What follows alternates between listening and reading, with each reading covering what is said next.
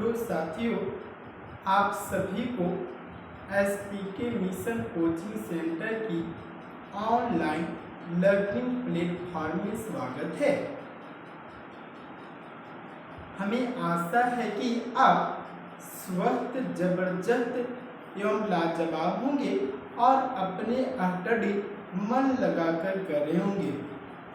हम लोग पिछले क्लास में बुद्धिज्म का अध्ययन कर रहे थे और वहीं से हम कंटिन्यूअसली जो है आगे हम अध्ययन करेंगे। जैसे कि हम लोग कल की क्लास में जाने थे कि बुद्धिज्म का संस्थापक गौतम बुद्ध थे और गौतम बुद्ध को दो नामों से जाना जाता है। एक को बोले थे लाइट ऑफ एशिया और दूसरों को बोले थे बाबू, चूंकि इनका जन्म शाक्य परिवार में हुआ था और एक कर्म से मुनि थे, इसलिए इनको शाक्य मुनि के नाम से भी जाना जाता है। और इनका जन्म 563 ईसा पूर्व हुआ था। कहाँ हुआ था तब बताए थे कि नेपाल के कपिलवस्तु के लुम्बिनी ग्राम में हुआ था और इनका बचपन का नाम सिद्धार्थ था और इनके पिता का नाम सुदोधन था, जो शाक्य कुल के क्षत्रिय थे। और इनके माता का नाम महामाया था, जो बताए थे कि कौलिय वंश की थी। और सिद्धार्थ के जन्म के 7वें दिन ही इनकी माता महामाया की मृत्यु हो जाती है। इनका भरण पोषण इन्हीं का मौसी किए थे, जिनका नाम था प्रजापति गौतमी, जो यही आगे चलकर गौतम बुद्ध का प्रथम शिष्य भी कहलाई थी। इनके बाद बताए थे कि 16 वर्ष की उम्र में इनको शादी हुआ था और जिससे शादी हुआ था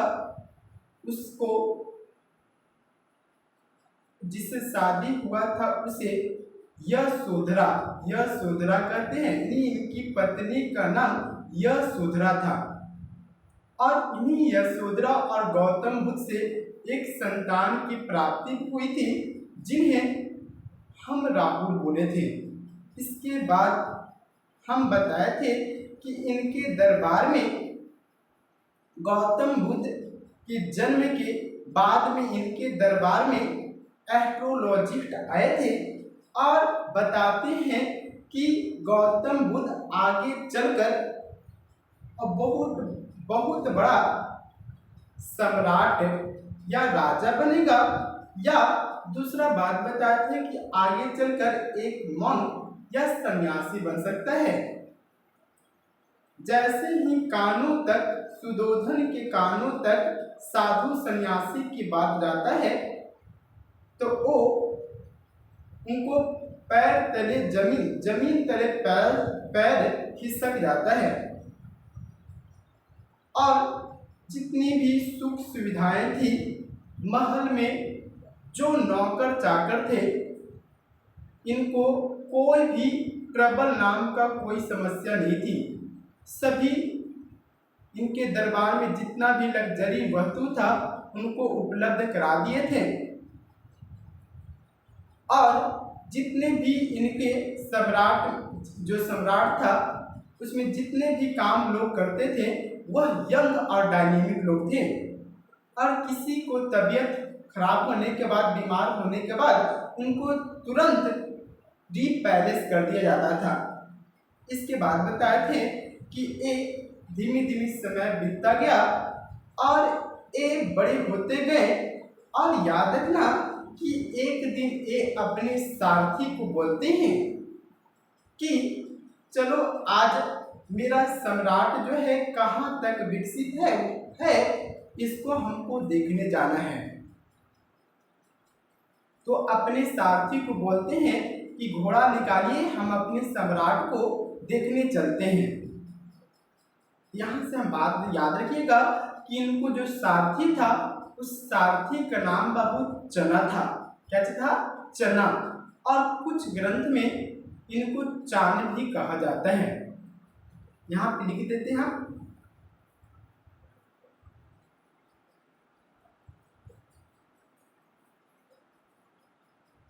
हम लोग जैसा कि पढ़ रहे थे बुद्धिज्म,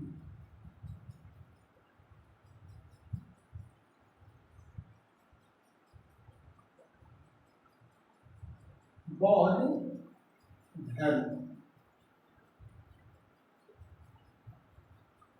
याद रखिएगा इनके सारथी का नाम क्या था बाबू? चना।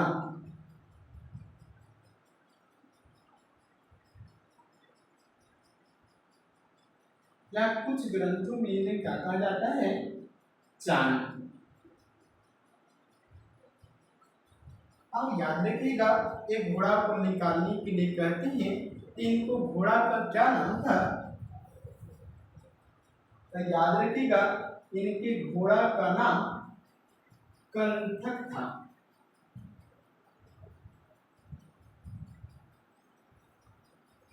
इनके घोड़ा का नाम क्या था बाबू? कंथक था। ये अपने दरबार से जो है बाहर निकलते हैं और बाहर निकलते हैं तो गौतम बुद्ध 4 दृश्य देखते हैं। पहला दृश्य देखते हैं बाबू कि एक बूढ़ा व्यक्ति लाठी की सहायता से एक जगह से दूसरी जगह जा रहा था और बाकी वो जो बूढ़ा व्यक्ति था वो बहुत दुख और पीड़ा में था। इसके बाद आगे चलते हैं तो एक व्यक्ति को देखते हैं, बीमार व्यक्ति को देखते हैं जो खाटी पर चरपाई पर लेटा हुआ था और वह अंतिम सांसें गिन रहा था, यानी लगता है वो जो है मरने ही वाला है। इसके बाद कुछ आगे और बढ़ते हैं तो एक अर्थी, यानी कहने का मतलब है एक डेड बॉडी को देखते हैं जिसको अंतिम संस्कार के लिए ले जाया जा रहा था। इसके बाद आगे बढ़ते हैं तो एक सन्यासी मौन को देखते हैं जो अपने धुन में स्वर में कुछ गाते हुए जा रहा था। जैसे ही चारों देखते हैं दृश्य तो एक सारथी से पूछते हैं कि ये चारों दृश्य का मतलब क्या है।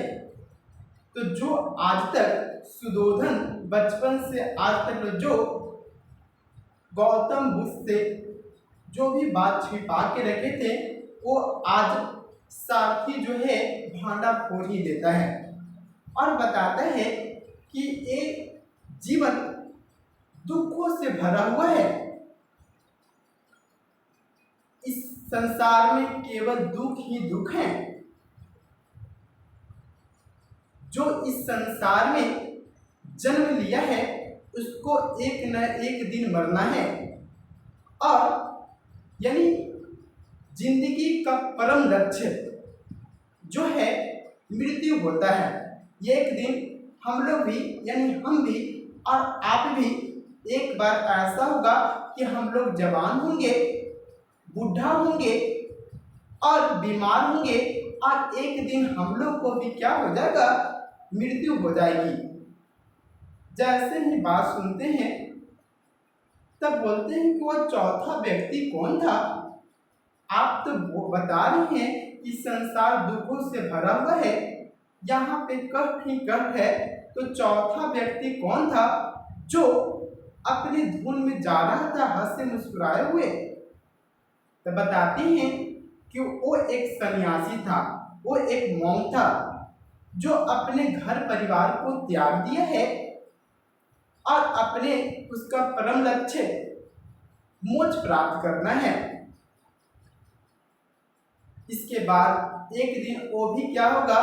इस संसार से उसका भी मृत्यु हो जाएगा और उसको भी अपनी परंपरा के अनुसार उसे दफना दिया जाएगा या उसे जला दिया जाएगा। यही गौतम बुद्ध का जो है जिंदगी का टर्निंग पॉइंट साबित होता है। वो लौट जाते हैं अपने महल में और महल में लौट जाते हैं। वही महल है, वही नौकर चाकर हैं, वही लग्जरी वस्तु है, लेकिन गौतम बुद्ध को अब कुछ ठीक नहीं दिख रहा था। एक समय बीतता जाता है और याद रखना, एक 29 वर्ष की उम्र में आधी रात को बिना किसी को बताए हुए अपने घर से निकल जाते हैं।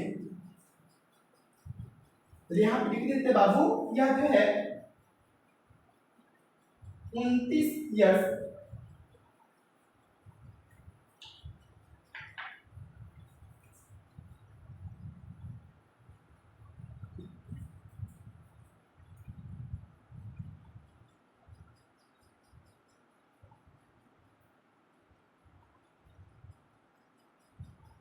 उनतीस साल की उम्र में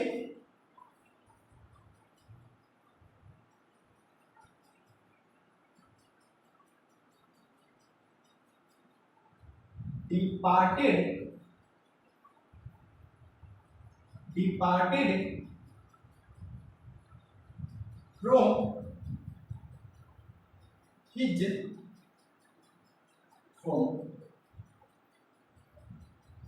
ये अपने घर को त्याग देते हैं। ये अपने घर को क्या कर देते हैं, बिना किसी को बताए घर को क्या कर देते हैं बाबू, त्याग देते हैं। और याद रखना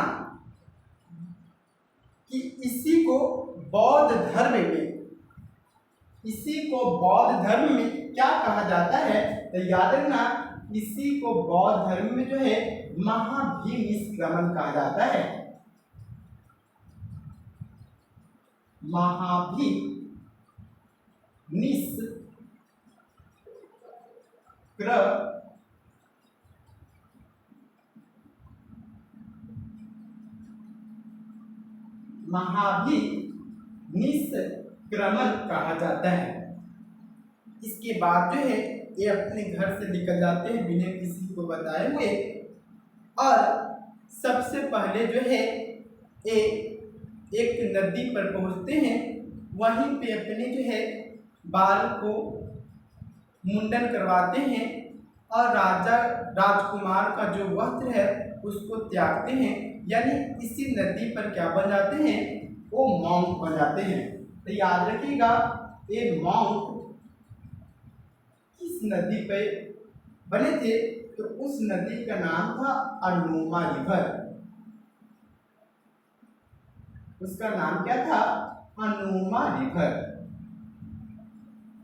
इसके बाद एक महाज्ञान की प्राप्ति के लिए आगे चल जाते हैं और आगे यह जो है पहुंचते हैं कहाँ, तो राजगिरी।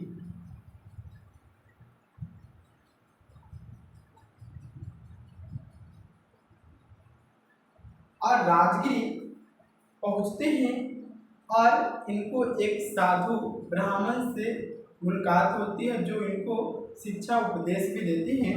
और याद रखिएगा उस साधु का क्या नाम था, तो याद रखिएगा उसका नाम था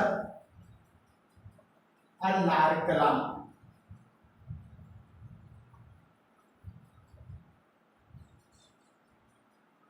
इसके बाद फिर आगे बढ़ते हैं और जाते हैं, पहुंच जाते हैं कहाँ, तो बताइएगा वैशाली में। और वैशाली में इनको एक और ब्राह्मण से मुलाकात होती है जिसका नाम रहता है रुद्रक रामपुत्र।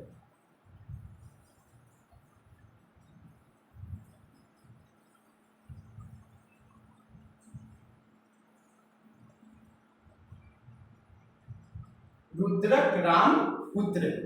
और याद रखिएगा यही दोनों को गौतम बुद्ध को गुरु भी मानते हैं। अल्लाह कलाम, दूसरा क्या है बाबू, रुद्रक राम पुत्र, रुद्रक राम पुत्र। इसके बाद क्या होता है कि एक कहाँ जाते हैं तो ज्ञान की प्राप्ति के लिए आगे बढ़ते हैं और एक पहुंच जाते हैं गया, और गया पहुंचते हैं और 5 को इनको साधु से मुलाकात होती है और वो भी गौतम बुद्ध से रिक्वेस्ट करते हैं कि चलिए हम लोग यहीं पे महाज्ञान की प्राप्ति करेंगे, और वहीं पे लोग तपस्या के लिए लग जाते हैं। और एक ही साल में जो है वो 5 साधु जो है कहते हैं कि यहाँ पे महाज्ञान की प्राप्ति होने वाला नहीं है, और यहाँ से उठकर चले जाते हैं। लेकिन गौतम बुद्ध लगभग 6 वर्ष वहीं पे तपस्या करते रहते हैं, और अंत में यहीं पे गौतम बुद्ध को क्या मिलता है, महाज्ञान की प्राप्ति होता है।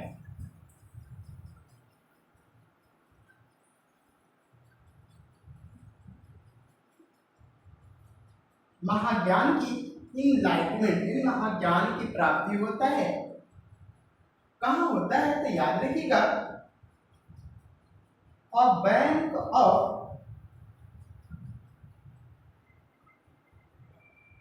निरंजना,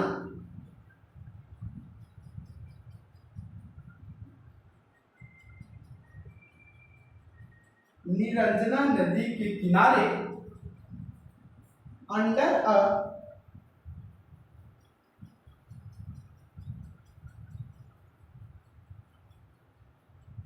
पीपल ट्री, पीपल वृक्ष के नीचे इनको जो है महाज्ञान की प्राप्ति होता है।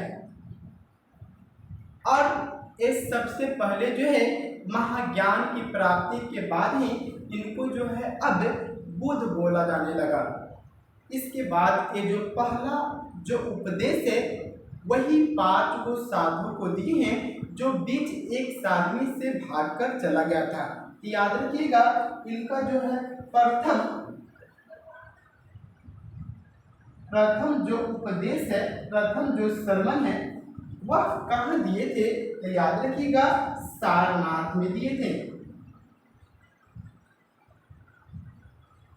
और एक कहाँ था तो याद रखिएगा, ये जो है यूपी में है। कहाँ वो, यूपी में। और याद रखिएगा, इनका जो प्रथम जो उपदेश दिया गया है उनको बौद्ध धर्म में क्या कहा जाता है तो याद रखिएगा, इसको बोला जाता है धर्म चक्र परिवर्तन।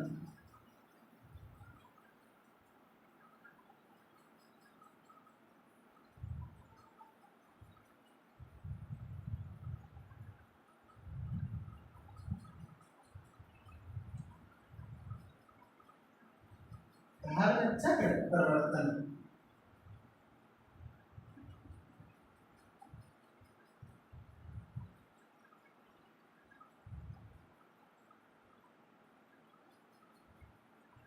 इन्हीं को क्या बोला जाता है, धर्म चक्र परिवर्तन। इसके बाद ये जो है याद रखिएगा कि इनका जो प्रथम महिला शिष्य थी वो तो बाद बताए थे कि इनका प्रथम महिला शिष्य का नाम था प्रजापति गौतमी। लेकिन ये प्रथम जो शिष्य है वह अपने शिष्य शूद्र को बनाए थे। और याद रखिएगा, इनका प्रथम शिष्य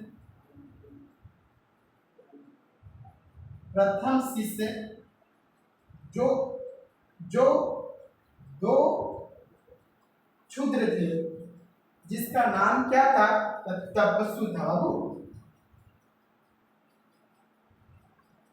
तपस्सु, और एक का क्या नाम था, भल्लू। 2 जो है यह शूद्रों को जो है वह प्रथम शिष्य बनाए थे। एक का नाम था तपस्सु और दूसरा का नाम क्या है तो दूसरा का नाम था भल्लू। लेकिन इनके जो प्रधान शिष्य है, इनका जो प्रधान शिष्य है, नाम याद रखना, प्रधान शिष्य का क्या नाम था आनंद नाम था, आनंद, और एक का नाम था बाबू उपाली, आनंद और उपाली। इसके बाद याद रखेंगे कि ए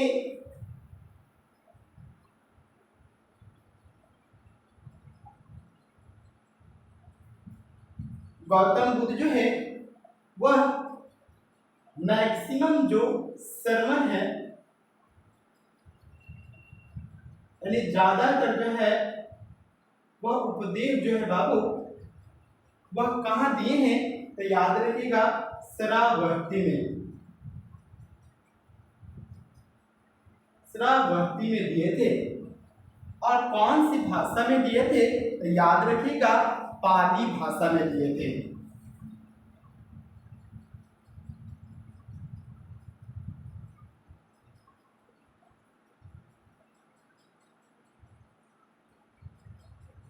पाली भाषा में दिए थे। और याद रखिएगा कि एक अंतिम जो उपदेश है वह किसको दिए हैं, तो सुबध या सूच को दिए थे। जो लास्ट सरमन है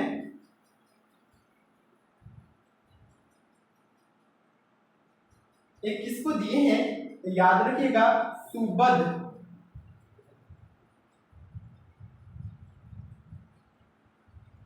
या सुवच।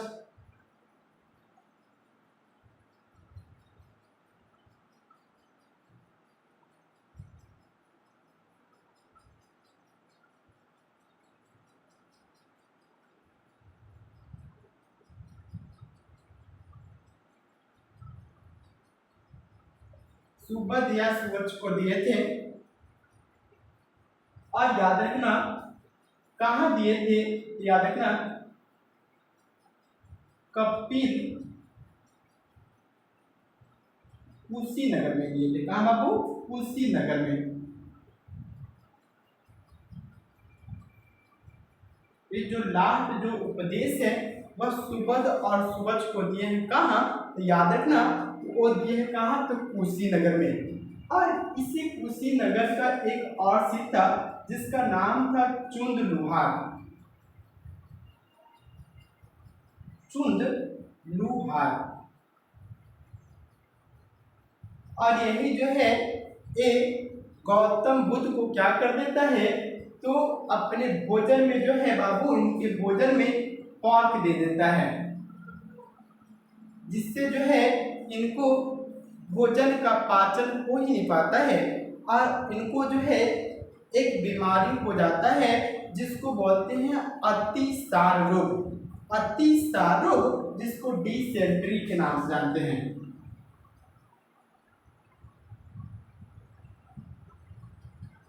इसको बोलते हैं अति सार रोग। और इनको यही कुशीनगर में 483 ईस्वी में बाबू ईसा पूर्व में जो है इनका मृत्यु हो जाता है। 483 ईसा पूर्व डाइड इन कुशीनगर।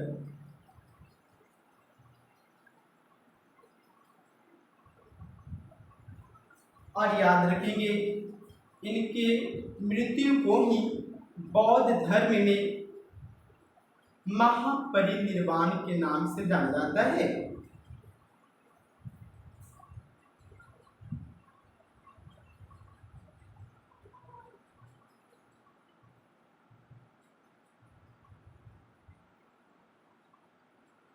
महापरिनिर्वाण।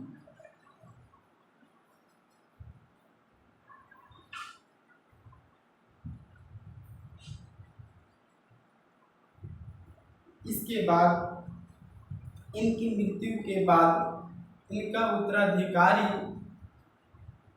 आनंद और रूपाली बनना चाहते थे, लेकिन ये गौतम बुद्ध बताए थे कि मुझे मरने के बाद मेरा जो उपदेश है, जो मेरा शिक्षा है, उसी को फ्लो करके अब आगे बौद्ध धर्म को बढ़ाया जाना चाहिए।